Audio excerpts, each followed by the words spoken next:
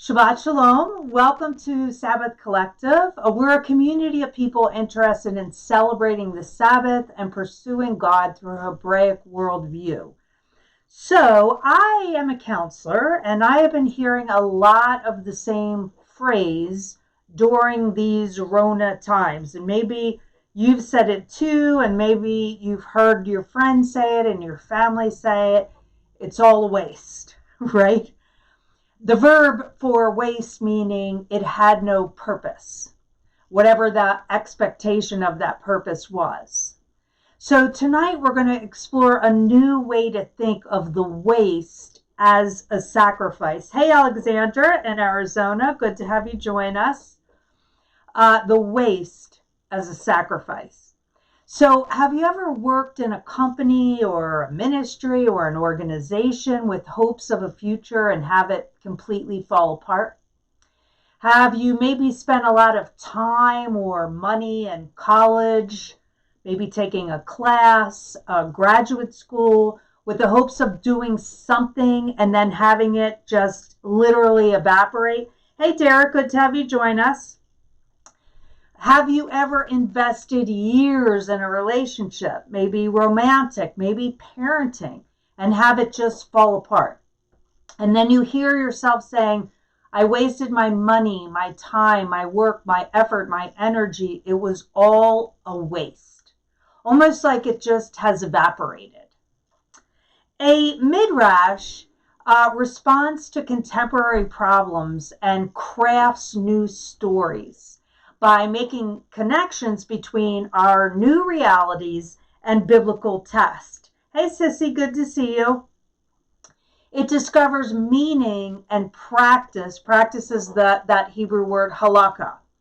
It is important that we are living in this practice of seeing connections and connecting the dots, especially in this time.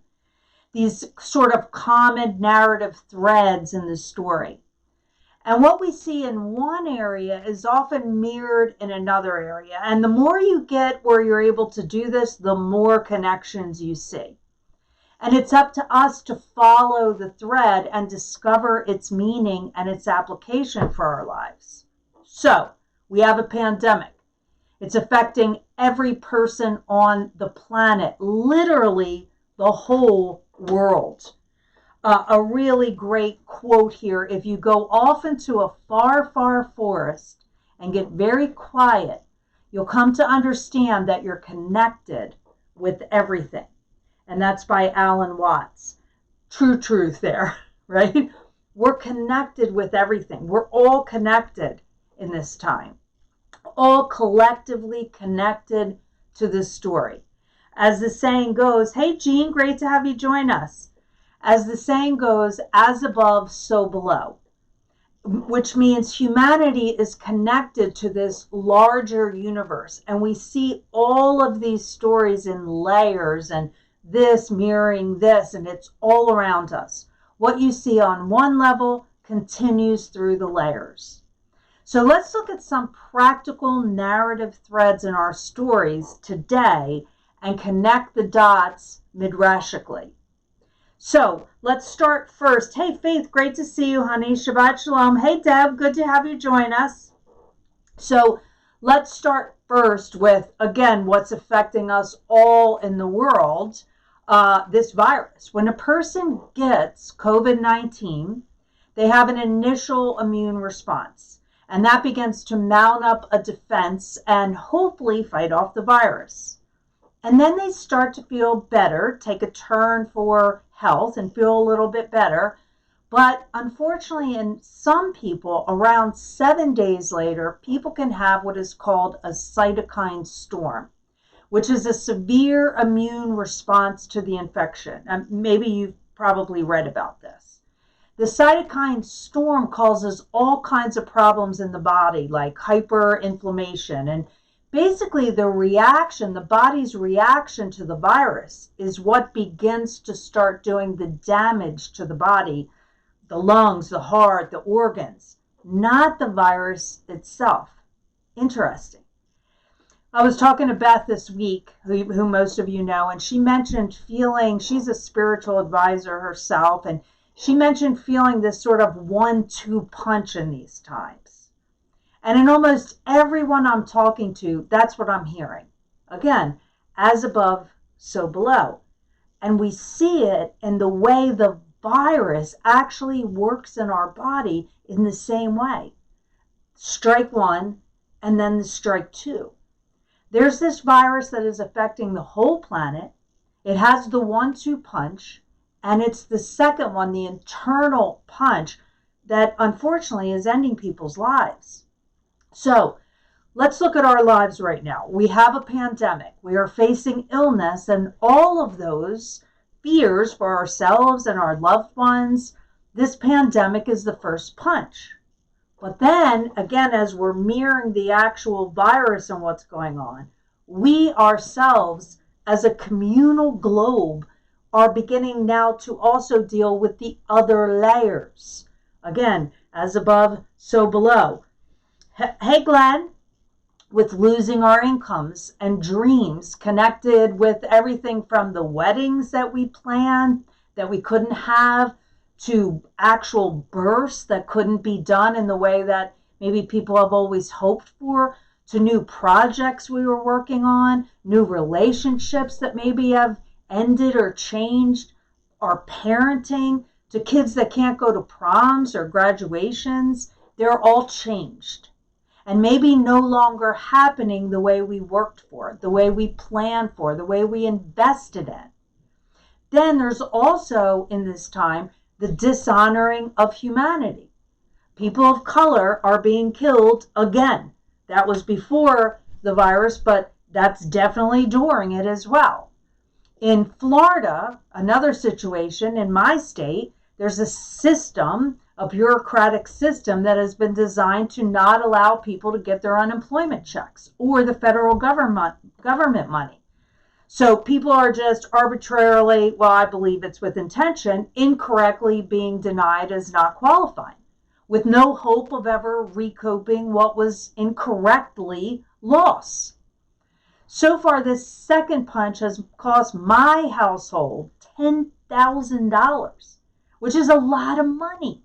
But it's really a lot of money when no one's working. And that's happening in my state. It's happening all over. Then there's the second punch of the insanity that we're seeing politically right now. It's unfathomable. It's beyond even being able to bear it. And maybe a lot of us are screaming at our televisions right now. So there's all kinds of second punches that are causing emotional cytokine storms.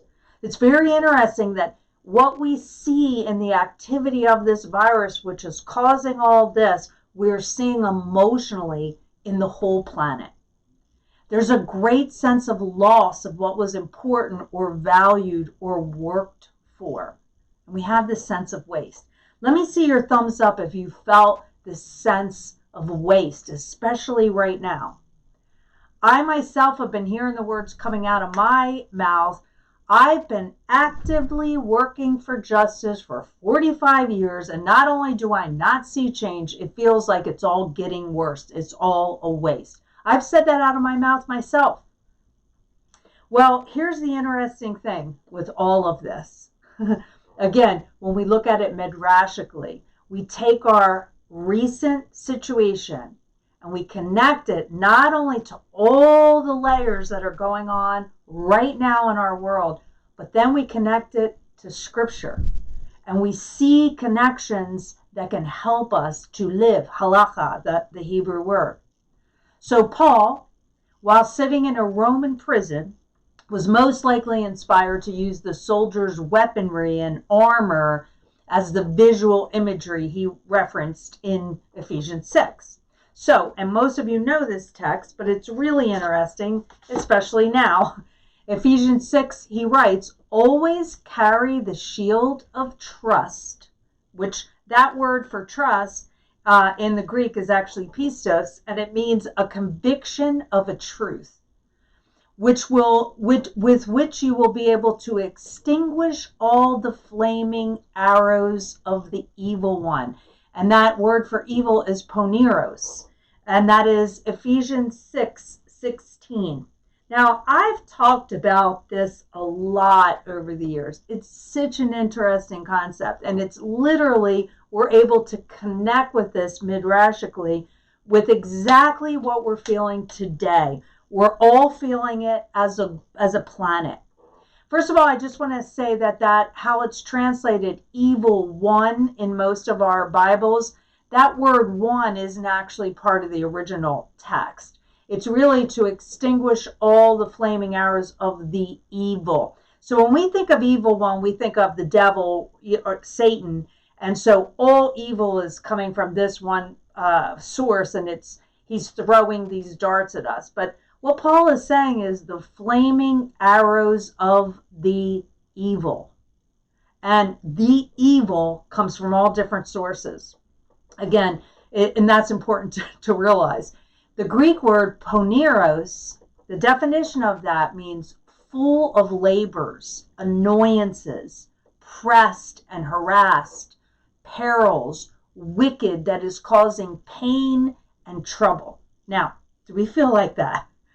Like people not being able to collect money that belongs to them, or getting killed while running, or people just being used as pawns in political games, or all that we've worked for in our life that seems to now just be falling apart and it's a waste. The Romans had a few kinds of shields, but thurios is the kind of shield, that's the particular word that Paul used here. Very interesting word. It was like a large door. Okay, thurios was like a large door. Then now, obviously, these are some dudes that dressed up and made some replication of this particular kind of Roman shield, right? But you can get a glimpse of what it looks like. Okay, and it was framed in wood. So this kind of thurios door that Paul was talking about, this shield of faith, of trust and a conviction, was framed in wood and wrapped with layers of leather, rubbed with oil, and then soaked in water right before a battle. It was big and heavy, wasn't pretty, and the soldier could literally hide behind it to fight. So it was a very practical thing. Ryan said, hey, Sarah, good to see you, honey. Great to have you join us. Hey, Phoebe, good to have you too. I think if we've learned anything from the story of Israel, growth doesn't mean that things keep getting better. Yes, growth is being better when things are worse. Yeah, amen to that, right? It's less of a linear progression, more of a greater wisdom and understanding. Absolutely. Yeah, true truth there. So this is big, and it literally was so big that the soldier could hide behind it. That's the kind of shield Paul is talking about here in Ephesians 6. And then the definition is it's the shield of trust, the assurance of a truth.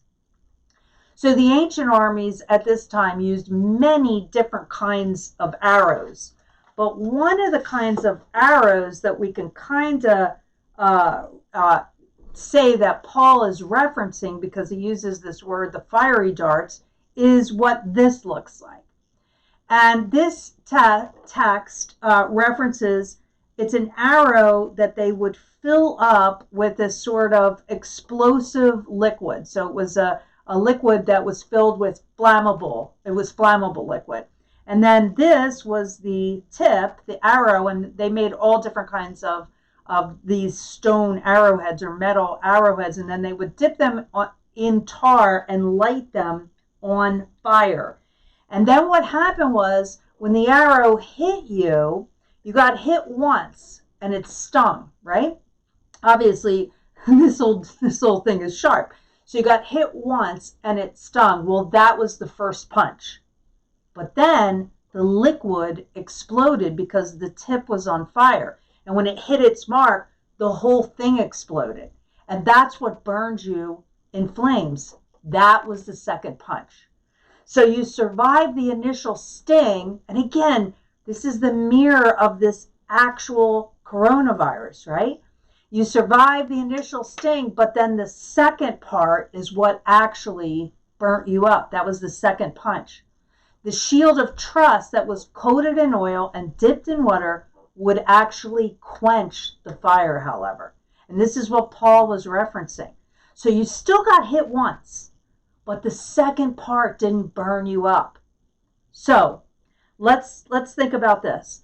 How do we relate to the loss that we may feel, especially during this time? I wasted this time, this energy, this learning, this investment. A simple example of this, right? My son Matthew and I started going to the gym about 2 months before this. I've never gone to a gym in my life, but the gym that we go to charges $10 a month. That sounds pretty good. And it's about a 3-minute drive. So we started going. And we both really got into it. And we really started seeing changes in our bodies. And I started getting muscles. I would talk to Ryan and Anita in Taiwan and go, look, you see my muscle? You see my muscle? I mean, I felt so good about what was happening in my body. And so did Matthew. And we were into it. We were 4 days a week. And we were just hardcore gym people, right? And then the gym closed. And we began to lose the muscles, and the muscles started to fade away. Aaron, I don't know if you're feeling this or not. I know you still are dancing, but you must feel it in an even heightened way, because for Aaron, this is his livelihood. He needs to be able to be in shape in order to be the amazing dancer he is. But my son and I kept saying, what a waste, what a waste. We worked so hard and now it's all gone. Just like water that kind of slips through your fingers, right? So if you think, yes, it's a waste, nothing will come out of it, nothing matters, that's the cytokine storm. Again, this virus is mirroring exactly what's going on in all of us. It's the second hit of the evil. It's the inflammation, and it's the liquid that lights on fire. The second hit is the firestorm. Now, maybe we aren't able to stand behind the Thorios, that door of truth, because we don't know what that truth in this situation really is. Maybe we're having a hard time connecting to what the truth is. And honestly, do you feel that? Let me see thumbs up if you really feel like, yeah, I can't find any shield because I can't find any truth and I can't find any other way to look at this. If that's what you're feeling, let me see that. Jean says, and one of the fears about COVID-19 is that there will be a second wave. Good point, right? Yes, that's a threatening thing. And again, that's the second part of it. That's the part that blows up. So where's the truth and what's the truth? So let's look at King David. He's brave. He's self-centered.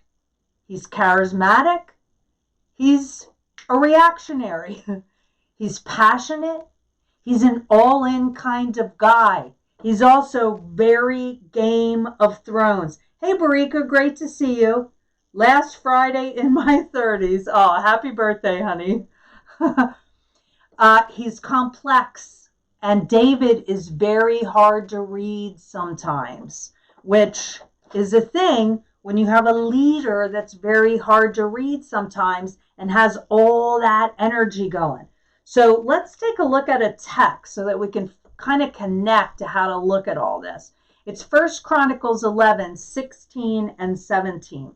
And it says, at that time, David was in the fortress and the garrison of the Philistine. Again, this is complete Jewish version. So you're seeing actual Hebrew words. Was in Bethlehem in Hebrew, which is Bethlehem. David had a craving and said, I wish someone could give me water to drink from the well by the gate of Bethlehem. So David has this craving. Let's see what Derek has here. I finally got full-time at my job and now I've been struggling with the amount of hours I was working at my old company and the little working. Exactly, Derek. This is exactly the kind of situation I am talking about. Right, exactly. That you thought you made progress, you worked hard, you finally got what you were wanting, and then it seems to all fall apart. Exactly. And it seems like a waste. So here's David, and he says, I wish that someone could give me water to drink from the well at the gate of Bethlehem. So this is a time of stress. It's a time of war. And David is in a cave with other people that the scripture refers to as men of valor or mighty men of valor. So the enemies have built an outpost at Bethlehem, and the enemy is fierce and strong, and David is longing for water from the well at Bethlehem. Now, what's the difference between the well at Bethlehem and the well that he has in the cave with them? Obviously, they had some water in the cave with them or they'd all be dead. So why was he longing for the well of the water at Bethlehem, where all the Philistine army had surrounded and he couldn't have it? Well, like all of us, nostalgia, right? He was a shepherd in Bethlehem when he was a young boy. And here he finds himself now in a very tight place in a cave. He has all these people he's leading and they're expecting him to win. And he longs for some of that water from Bethlehem. Now again, he's a boy and he's a shepherd. And when he was younger, he remembers a time when he was so thirsty and he used to draw that pure water from Bethlehem. And it's the way that water tastes when you're a kid, right? Remember how good that was? This is what he's longing for. He longs for a simple time, a pure time, when the water quenched your thirst like it did when you were a child. And there are these mighty men that hear him. Yeah, right. It is thinking fractally. Yep, absolutely. There are these mighty men, his mighty men, that hear him say, man, I wish I had some water from the well of Bethlehem. They hear him say that and they say, we have got to get our leader what he wants. By the way, this is the dangerous side of leadership, right? This is what can go awry. And then let's see what happens, which is pretty intense. In verse 18, it says the three broke through the army of the Philistine, drew water from the well by the gate of Bethlehem, took it, and brought it to David. Now, is this crazy? I mean, this is really, really intense. Some sources say this would have been 11 miles. Faith says, but then we have to remember what nostalgia does. That's exactly right. It's usually never a good thing. Barika is seconding Derek. Absolutely. I think a lot of us are feeling that, Derek. So again, people suggest it was 11 miles. So these three guys need to hike 11 miles in the rocky desert. They break through the enemy lines. They risk their lives for this water, which is kind of a whim of their leader, and they bring him back the water. But now let's look at what happens. In verse 18, at the end part of 18 and 19, it says, but David would not drink it. Instead, he poured it out to Adonai and said, my God, forbid that I should do such a thing. Am I to drink the blood of these men who went and put their lives in jeopardy? They risked their lives to bring it, and he would not consent to drink it. So now, if you can get this picture, right? If you can get this picture, these three guys go 11 miles. They have a battle. They risk their lives. They get the water. They bring the water back. And all of a sudden, David has this aha moment where he realizes, oh, I can't drink this. I absolutely can't drink this. Now, everybody always points to David in this scenario and says, oh, how sacrificial this is that he poured this water out, that the thing that he longed for because it was too high of a price. But hello, what about the dudes that just risked their lives for the water? If you were one of these guys, what would you think watching David pour it out? Maybe you might have thought, well, okay, yeah, it was too high of a price. You shouldn't have even said that out of your mouth because you know we're loyal to you. You know somebody's going to go get you what you want, but at least drink it. We risked our lives for it. What a waste. Wouldn't you imagine they would think that? But what if it's not? That darn David. Yeah, Rebecca is saying, yep. What if it's not a waste? What if there's a truth in this story that can actually be our shield of trust in a truth that Paul was talking about that can be our protection. So in the Near East, as you know, people would give back to the Lord as an offering.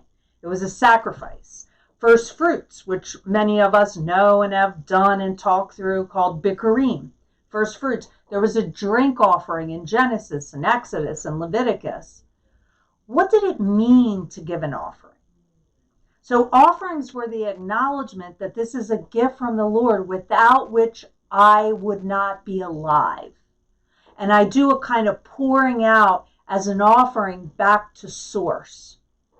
So the Hebrew word for water is ma'im.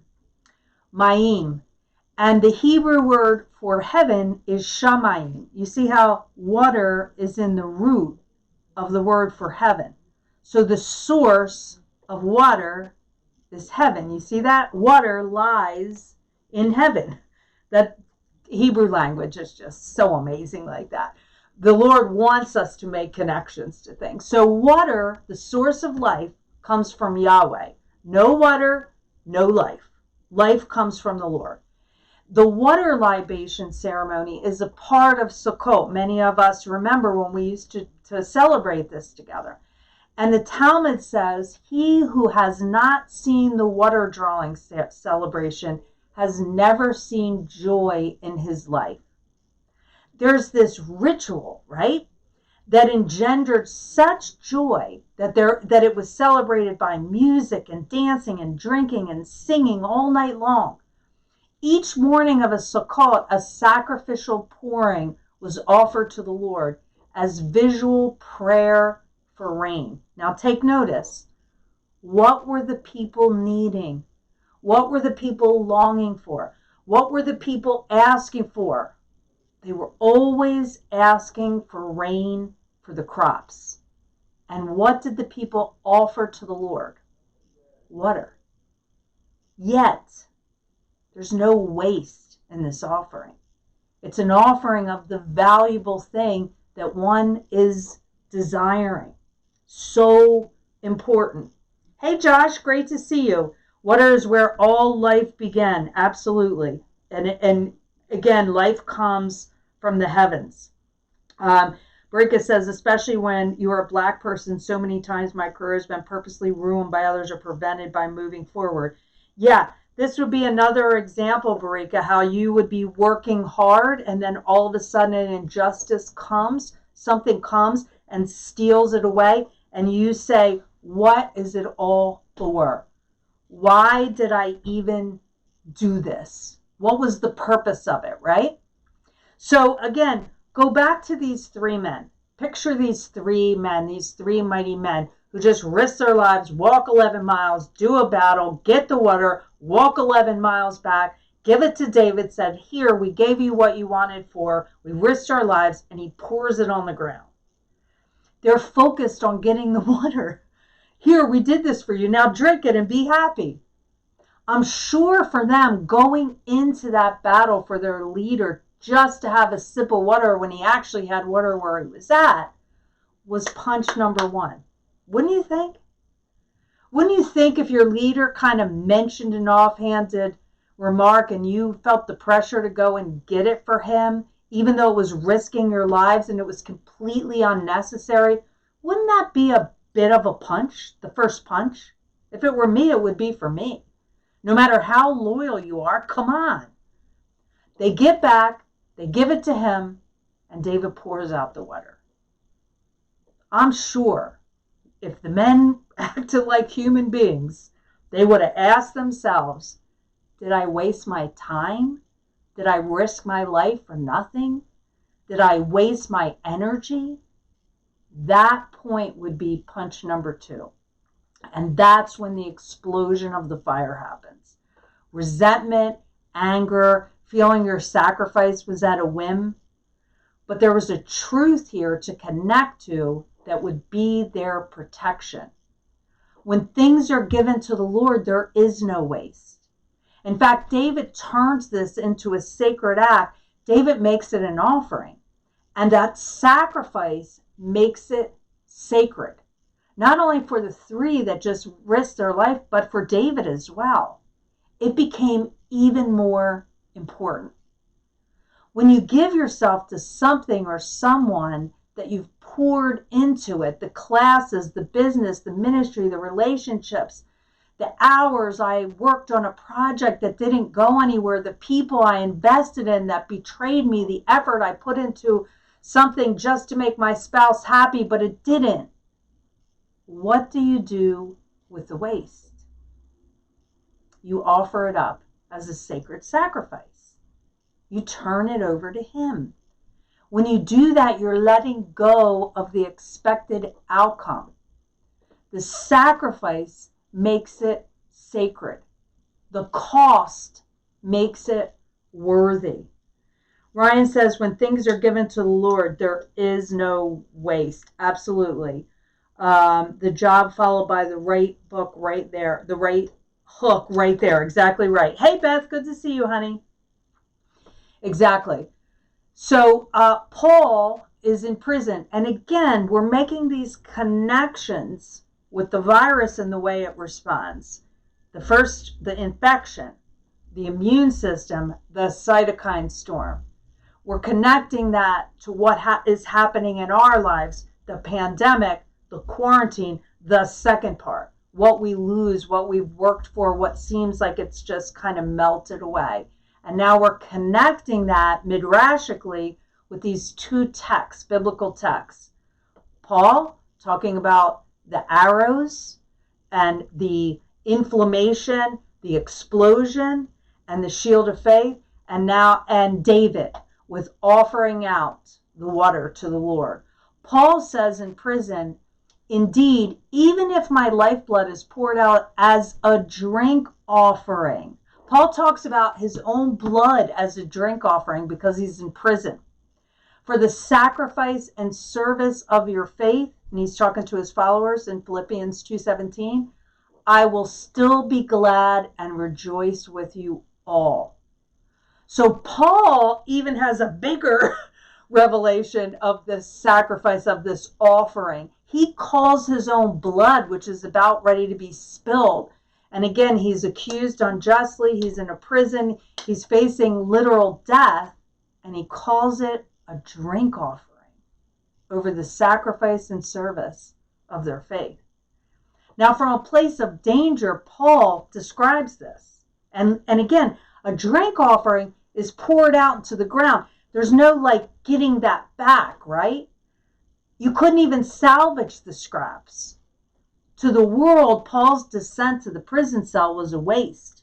He went from a highly respected Pharisee and a disciple of the great Gamaliel to a criminal waiting for execution in a Roman jail cell.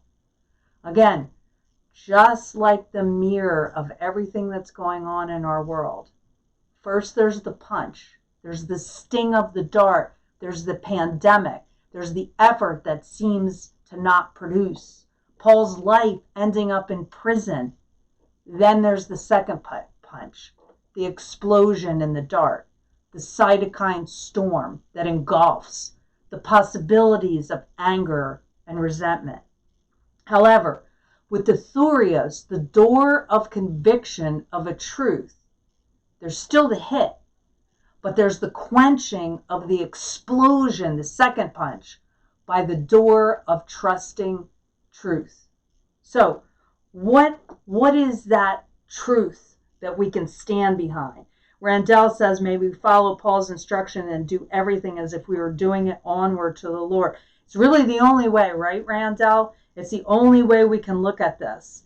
It's a sacrifice that's given as an offering. Faith says to Derek, I think there's a degree to which giving those things are not the sacrifice to God, but being full of joy and gratitude in spite of, because you have God in your life. Yeah, I agree, Faith. Perhaps that's something to be seen as a celebration to the Most High. Absolutely. Yep, amen. So what is the truth? Well, there's many truths, but for tonight's purpose, the truth is that there is no waste. David knew it. His men knew it, which is why they stayed with him even after he did such an act. They didn't build up any resentment or build bitterness. They stood with him. Paul knew it. We know that work, that time, that love, that energy we give into the Lord as a sacrifice always, always, always gets planted for a harvest. Love is always planted, and it always takes root, and it always bears fruit. Somewhere, sometime, often unseen by you, but always growing and always bringing blessings. And you may say, okay, yeah, that's great for the greater purposes, for the world, but what about me? Well, the Hebrew word for sacrifice is the word korban, and it comes from the root korav, and it means to come close. Specifically, to come close to God, which is actually what happens to you and to me when we offer these things up as sacrifice that we feel like have slipped through our fingers or have been wasted. When we give it to the Lord as a sacrifice, knowing that there's no waste in sacrifice, we get to come close to God because he's right there in that sacred act. Chardin writes, we are not human beings having a spiritual experience. We are spiritual beings having a human experience. And this is really, especially in these times where we really need to look deep and we really need to make these midrashic connections of all this stuff which is absolutely connected in our world. Experiencing the sacrificial offering in a human way, meaning do something tangible that you can touch, that you can taste, that you can smell, that you can see.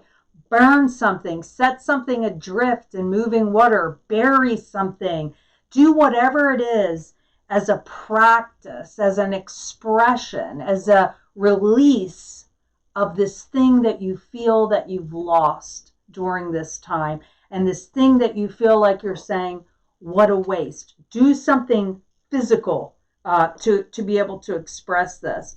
Alexander is saying, is that the same word as the name of Korah, who tried to get too close to God in his own way and then had to be sacrificed? Wow, Alexander, yes, really cool. Yes, same root, that KRH. That's really good. What they call root stem, same root stem. Yeah, absolutely. That's good observation, Alexander. Hey, Anissa, good to see you. Great to have you join us, honey. So again, do something in a very practical way in order to give this as a sacrifice to the Lord. And then let me ask you to do this. If you wouldn't mind posting pictures on the Sabbath Collective members. And Anissa, I don't know if you're part of the Sabbath Collective members. I can't remember. But if you'd like to be, just hit me up and let me know that. And I'll make you part of that group. It's a private Sabbath Collective group where we share personal things and can pray for each other. Hey, Tanya, good to see you, honey. Love to you. Give our love to your family, all your family, too. So if you are ready to do this and you want to in some way do something physical and tangible to give this as an offering, post pictures of what this looks like in the members group, please. I would love to see that. Or even write and share how you did it. And because when we can hide behind this door of faith, this thurios, this sense and belief in a conviction of a truth, we will truly know there is no waste. And that thing will draw us closer to God. And it will be planted in the earth and it will grow fruit. So we're going to close this time with the lighting of the Shavuos candles. And again, this is the Sabbath where we can go into a time which is perfect to reflect just on everything that we're talking about, where we think and we pray and we write. Traditionally, the women of the house light the candles, and then they encircle the candles 3 times with their hands as a gesture that welcomes in the Sabbath. It's time now to rest and to be quiet and to think. That's Aaron is saying, that's better than me. My connections to God feel so fractured. Yes, that's why this is really kind of exciting, Aaron, because the name, again, the Hebrew name Korban, it means to draw close to God. So this is and when we're close to God, there's wholeness. So, and there's shalom, which actually means wholeness and restoration and all of it. Mainly because my anger towards his followers is so fierce. I get that. I get that. In my own mind, Aaron, I disconnect those people from, even though they may identify themselves as followers of God. I don't define them as just because they reference themselves as that doesn't mean that I define them as that. So yeah, so I would just look at this like this is about me. We're going into the Sabbath right now. This is about me. This is about what God wants to teach me. This is about understanding that there is no waste and that all of the efforts, the time, the love that I put into this, I am going to sacrifice it to the Lord. And in doing so, I draw close to him, and this becomes a sacrificial act. So may you no longer know waste, and this will be your door, your shield of faith. But may you know the sacred sacrifice that brings you closer to Adonai and brings love into the world. Shabbat Shalom.